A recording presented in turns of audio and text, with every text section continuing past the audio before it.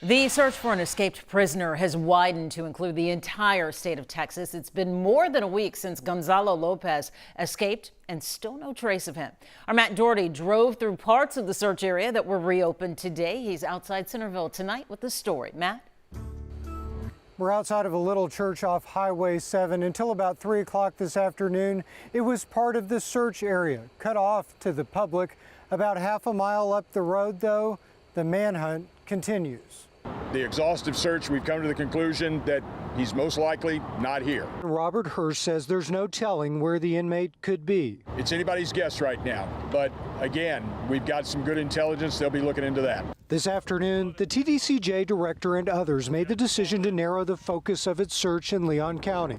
Hundreds of corrections officers were allowed to return to their regular assignments.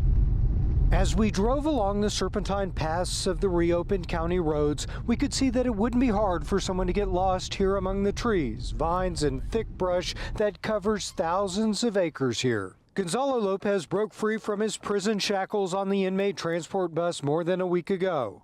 He managed to cut through a metal partition and stab the correctional officer driving the bus, and was even able to drive it himself for a minute. The back tires were blown out by the other officer with a shotgun, causing the bus to drop and veer off the road. This divot scraped into the asphalt was made by the tailpipe of the bus. After that, Lopez ran off into the woods.